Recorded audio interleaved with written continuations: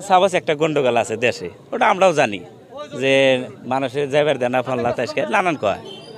আমরা মালিকের কাছে কইলাম, পরে মালিকে কি করছে সব বিধি ব্যবস্থা যে কোনো ব্যবস্থা কষ্ট করে সব বাটা মানুষ নিয়ে গেছে। বছর একটা বাচ্চা জিসিবির হাতে লাগছিল, কথা বুঝেন।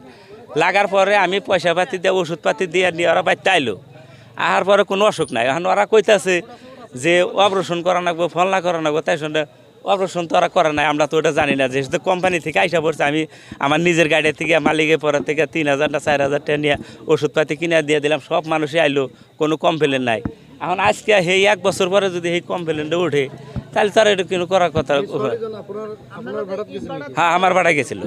হ্যাঁ, এটা গেছিল, যেটা মিছা কথা করলাম নাই, বুঝছেন না। আমার ওটা মিছা কথা করলাম নাই আজকে। হ্যাঁ, এটা তো আমি বলে লওয়া না, সবই লই আছে।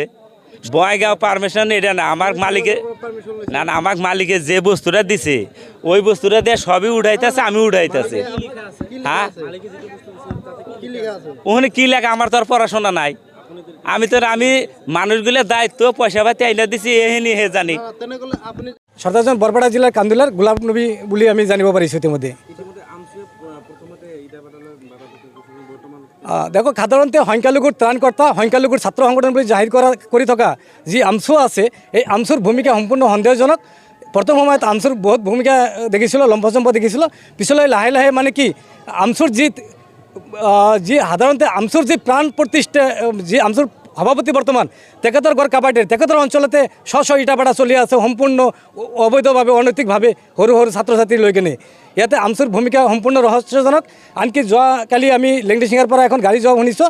লেংডিচিঙাতো আমচুৰ ৰফিকুল ইছলাম বুলি এজন প্ৰশাসনিক বিষয়া থাকে, তেখেতৰ পাব্লিচিটি এজন কাৰ্যকৰ্তা থাকে। তেখেতৰ ওচৰৰ পৰা মানে শ্ৰমিক যাব পাৰিছে ইয়াত। এইটো লৈ আমি আমচুক তীব্ৰ ধিক্কাৰ জনাওঁ, যাতে অনাগত দিনে আমচুৱে মানে শ্ৰমিকৰ পক্ষত, আনকি মাইনৰিটি মানুহৰ পক্ষত থাকে।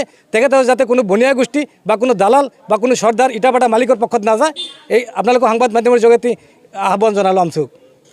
আংবারার দেওয়ানি রে কইছি, কোনো গার্জেন দেওয়া নাই, গুরুত্ব দেওয়া নাই। কয় কোন দেব না, অন্তরে আমার মেয়ের এক পা খাড়া হয়েছে। অন্তরি ভাড়ার ভাড়ায় ক্ষতিপূরণ দেওয়া নাই। মোর 30,000 টাকা খরচ গেছে, ওটি অপারেশন করবার কারণে করছি। হ্যাঁ, নিজের টাকার দিয়ে করছি।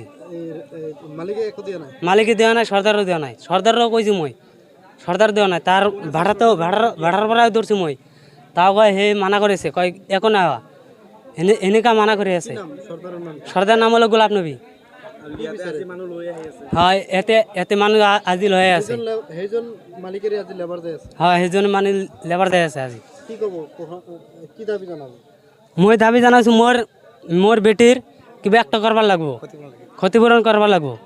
মোর বেটি আজও ইমানতরি অন্তরি এক পা খাটে হয়ে আসছে। হ্যাঁ, খোঁজ করা অসুবিধা হয়েছে।